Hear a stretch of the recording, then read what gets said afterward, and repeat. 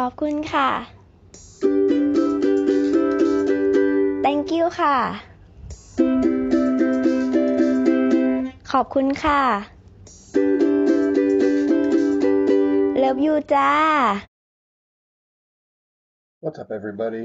This is Seven. Hey, bear with me 1 second. I'm just canceling on a harem girl who was supposed to come over for a sexy photo shoot today, but I'm just not in the mood, so I had to cancel on her. Anyway, this is episode 1 of a new series that I've started called MG'Thai. It's my personal response to the MGTOW movement, and this video is a reaction video to a reaction video. One of my favorite guys on YouTube is a guy named Joker, and his channel is called Better Bachelor. And this is a reaction to his reaction to a couple of articles on the internet on the concept of passport bros. And I'll include a link to his video down in the description because it's really worth a watch. All of his videos are worth a watch, but I love watching him because he is a constant reminder that I made the right decision moving to Thailand 13 years ago, because I've been able to avoid all of the nonsense and all of the terrible things in the West that have led to the MGTOW movement. But Passport Bros was something new to me. I'd never heard of it before until I saw Joker's video. So and I realized that I was a passport bro before there was such a thing as passport bros. So that's the topic of this video. And just a quick rundown of what a passport bro is, according to Google. Passport bros are men who have chosen to seek romance outside of the United States. So they're looking to foreign women for relationships. Now, I don't have relationships per se. I keep a harem here in Thailand. And I suppose they consist of relationships. It's a multi-person relationship. They're all good friends of mine. They're all women that I've known for years, and I would consider them among my best friends. So in that case, they are relationships. By the way, apologies, sorry but not sorry for this lo-fi, on-the-fly style. I don't have a professional microphone. I mean, I do, but I'm not hooking it up. I'm using the laptop's webcam. I've got my old info just sellotaped to the wall behind me, and I've left my aircon going because it's 100 frickin' degrees in Thailand. And so sorry but not sorry about the lo-fi situation. Anyway, I digress. So I have my own definition for what a passport bro is, and that is a someone from the West, a man from the West, who has relocated overseas to date women who have not been ruined by third wave feminism and woke culture, basically. So Joker got the title of his video is here. Ironic, the same women that shame passport bros now do the same. And this is something that the women as a gender tend to do. They will point out something that they hate in men and then do the same thing themselves. It's always this kind of double standard. In fact, I would describe the way women and men relate to each other in the West today as the same as boys and girls on a primary school playground. They don't seem to have matured, in my mind, beyond the age of 6 or 7. They still have the same mentality as children or little girls. And they're not the only ones. I mean, there are a lot of men in this world who have never grown up, but that's a topic for a different video. Anyway, in this Yahoo News article, which I can barely read because I made it too small, women complain. The Yahoo News article, for some reason, just focuses on African American men and the reaction of African American women to these men pursuing romantic relationships overseas. And they use all the same stupid tropes. They call them racist, if that's at all possible for an African American to be racist against African Americans. But they basically come up with all of these bullshit reasons for why these men are terrible for doing what they do for going overseas and finding a more traditional woman who is more comfortable with what we might call old-fashioned gender roles, um, and then they turn around and do it themselves. So my take on this is uh, the women in the West followed a two-step process. First, they went about ruining uh, the male role in a relationship and ruining really what the definition of a man is. They emasculated their men in the West. They destroyed their self-esteem. They gave them no reason to get up in the morning. They removed their reason for being in a relationship in the first place. And then they bitch and moan about it, and then they go overseas and find a European man who whose mentality and whose traditions are what American men's traditions were before those women ruined it in the first place. So it is the height of stupidity, narcissism, and childishness to to do this, to uh, first destroy the man's identity in the United States, and then once they've destroyed it, go overseas and find a man whose identity they haven't destroyed. They're basically seeking out the thing that they ruined in the first place by going overseas to pursue these other men. So my take on that from the MG'Thai point of view is if I had not moved to Thailand 13 years ago, I would probably, not probably, I would definitely be an incel today or a V-cell, a voluntary celibate. I'd be a MGTOW. I'd be someone who walks away from relationships, didn't speak to women, didn't have women in my life in any way, shape, or form for fear that they would accuse me of something or try to get a ring on my finger and then take all of my stuff.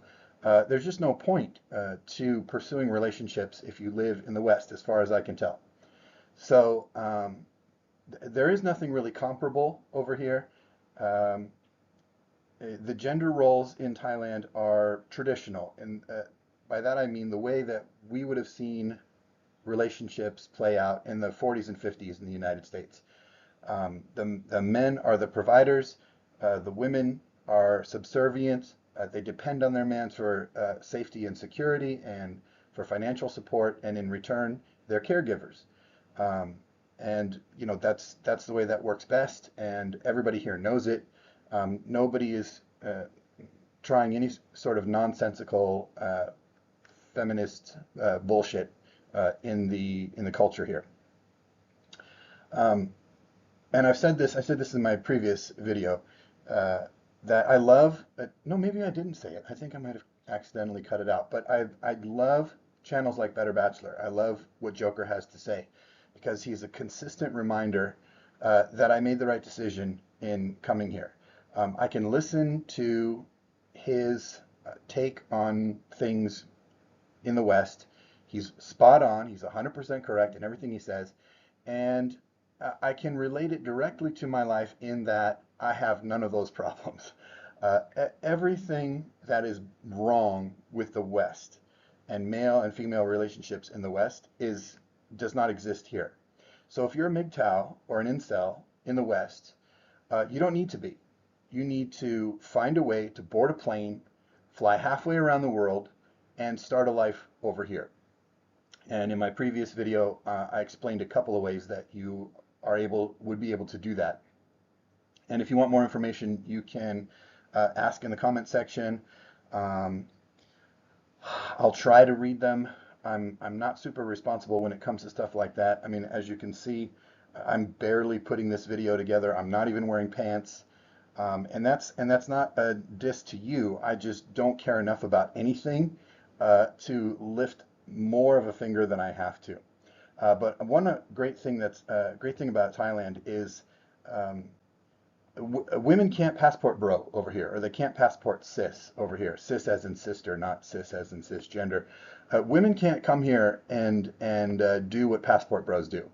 The Thai men are generally not what foreign women are looking for. And when women come here, they're generally overlooked by virtually all males in the society.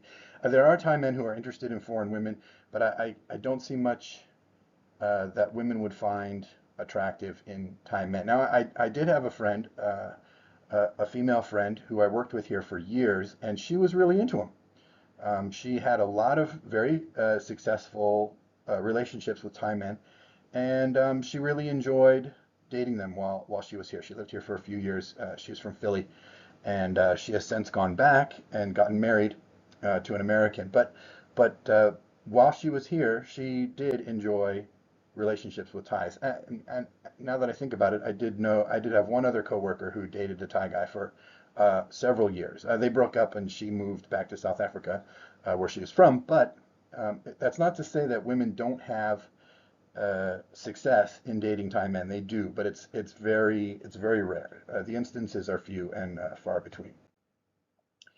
So one thing that Joker says, he mentions Thailand and the Philippines a lot because he's visited here. So, and his take on Thailand is pretty accurate. He mentions that Thais love white skin. This is true. Thais idolize Korea, and Koreans idolize white skin. So there's bleaching products and the lotions and the soaps and stuff like that. And they associate white skin with someone who is wealthy enough to not have to work outdoors. It's very hot and sunny here. So if you have dark skin, it means you're a day laborer. You have to work outside. And so if you have whiter skin, it means you're wealthier. So yes, a lot of Thai women are obsessed with foreigners from the United States, Caucasians with pale skin from the United States. They love it. But that's only one part of the puzzle. White skin is only part of it. They do like white skin, but they also want stability and they want security. And that's a lot of times that's not what Thai men give them. There are a lot of Thai men with good jobs and they make a lot of money, but there's a large swath of the population here that doesn't make a lot of money at all. They live paycheck to paycheck. They live hand to mouth. There's a lot of low-paying jobs associated with tourism and in the service industry, and that's where most of the men work, and they don't make a lot, so they can't provide stability or security. Another problem with Thai men is physically they resemble Thai women. They're quite thin, they're quite small. It's one of the reasons why the transgender movement, or what they call here the ladyboy population here, is so prevalent because already physically women and men are very similar in that they're small and thin. And so what a lot of women are looking for over here is the stability and security provided by a foreigner who's bringing American dollars or British pounds with them and just has more money. And also they're bigger, stronger, thicker, taller. And those are attributes that Thai women are really looking for. And as I mentioned in the previous video, Thailand is a true patriarchy. It's not a fake patriarchy it's not a bullshit patriarchy like the United States. The United States is not a patriarchy. If anything, it's run by the woke. I don't know, what would you call it? A transarchy? A What's the female version of a patriarch? Matriarchy, I guess, but it's more misandric than that. But Thailand is an actual patriarchy, so if you are a traditional male and you want a female who will assume a traditional female role in a relationship, they go hand in glove here in Thailand. So anyway, here's another montage or collage of me with some of my friends, current and former harem girls, all very good people, all lovely, inside and out, beautiful souls. I can't say enough good things about the women of Thailand. They're just lovely to be around. They're the exact opposite of like a woke Karen, which I haven't been to the States in a while, or I haven't spent a lot of time in the States probably over the last decade and a half. But when I do go there, that's what I expect to see or hear about are these woke Karens. But Thai girls are the opposite of that. So that about wraps it up for this one, short and sweet. Thank you to Joker and for his material, and check out his video using the link down below. If you want more content, you can check out my website, bangkok7.com. I also have a blog running over at Substack. I post pictures a couple times a day, photos and videos of the red light district on X at Bangkok 7. I have some artwork and some photo albums that you can check out. They're I think they're pretty affordable. I've basically been taking photos in the red light, mainly in Patpong, for the last decade, and I've accumulated these photo albums, and I'm just selling them now. You can buy them for, I don't know, not a lot of money. I don't remember how much, but I think somewhere between like $5 and $15 something, depending on how many photos are in there. But once you buy it, you basically own those pictures, so they're not copyrighted anymore. So you can use them if you're doing a blog or if you want to do a website or something like that. You can use those photos. So check out those photo albums at bentbox.co. Just type in Bangkok 7 Art in the search box and you'll be able to find them. And until next time, take it easy and sleazy.